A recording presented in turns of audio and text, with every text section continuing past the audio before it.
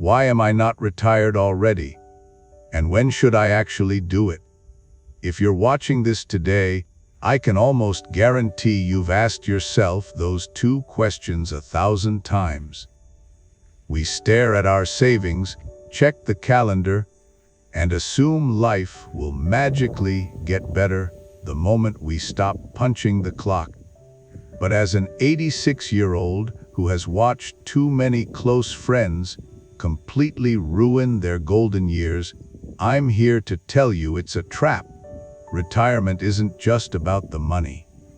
Before you hand in your notice and pack up your desk, there are 8 raw, honest questions you absolutely have to answer. If you get them wrong, you aren't moving toward freedom, you're just stepping right into a whole new mess. Sitting on this porch for 86 years gives you a lot of time to watch people. For the last 6 years, since my wife passed, I've done a lot of looking around. I've watched my old buddies, my neighbors, and people I used to work with finally walk away from their jobs. And you know what? A lot of them are miserable. They got the money part right, but they completely ruined their lives because they never looked in the mirror and answered these 8 questions. Let me tell you what I saw. The first question you need to ask yourself is, who are you going to be when your job title disappears? I had a neighbor who was a big-shot corporate vice president. He retired, and within 6 months, he was in a deep depression. Why? Because without his fancy title, he felt invisible. He didn't know how to just be a regular guy sitting on a porch. If your whole identity is tied to your business card, retirement is going to feel like someone stole your life, not like you won a reward. The second question is, are you treating your life like a post-dated check? We love to tell ourselves that we'll finally start living once we hit that magic age. We say, I'll travel at 65, or I'll take up my old hobbies later. But life doesn't come with a warranty. I've sat at the kitchen tables of too many widows who are staring at a garage full of dust-covered camping gear that their husbands never got to use. Stop trading the certainty of today for a promise that tomorrow doesn't owe you. The third question you have to face is, are you burning your own house down just to keep the lights on? I knew a guy at my old firm who bragged about not taking a single sick day in 30 years. He wore his exhaustion like a badge of honor. But the day after his retirement party, his body completely crashed. He spent the first 3 years of his freedom running between cardiologists and physical therapists. If you are destroying your physical foundation right now, just to add an extra comma to your retirement fund, you're making a terrible trade. The fourth question hits close to home. Are you missing out on the people who actually matter? When my wife died 6 years ago, I didn't sit here wishing I'd spent more nights at the office. I wished I'd taken a random Tuesday off just to drive her to the lake. Time is a thief. If you're skipping family dinners or growing distant from your spouse because of work, you're trading real memories for pieces of paper. You can always make another dollar, but you can't buy back yesterday. The fifth question is a big one. Are you just running away from a bad job or running toward a real life?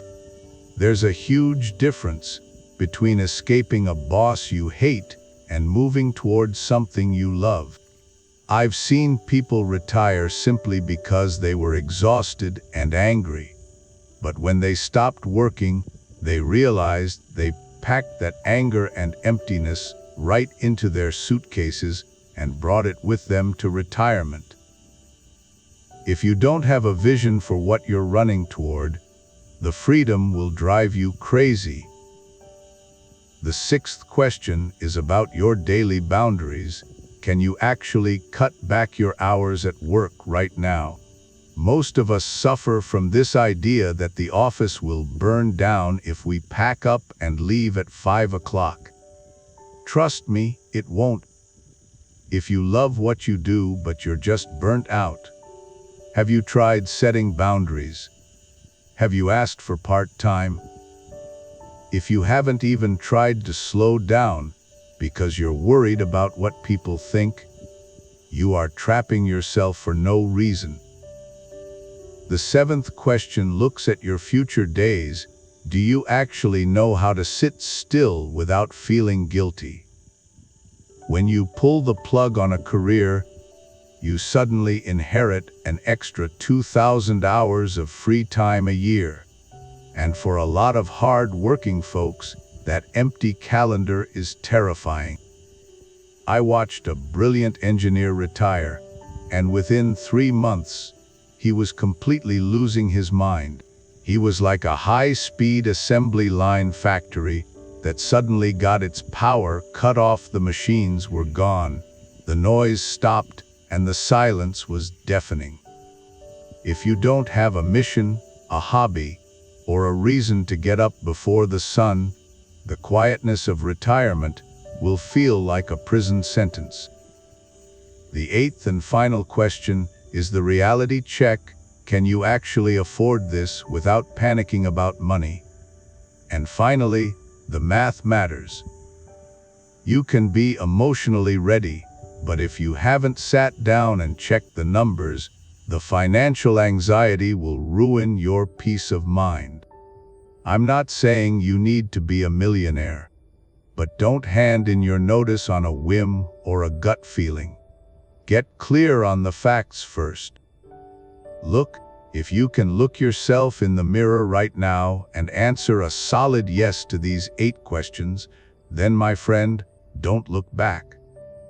Hand in your notice, walk out that door, and go enjoy the life you've spent decades building.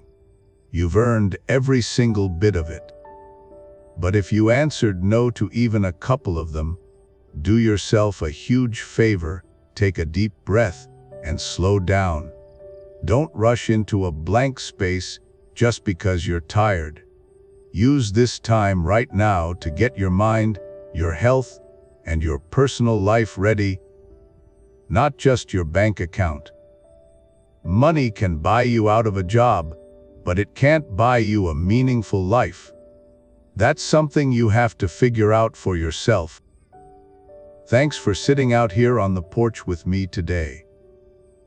If this talk helped you see things a little clearer, go ahead and hit that subscribe button.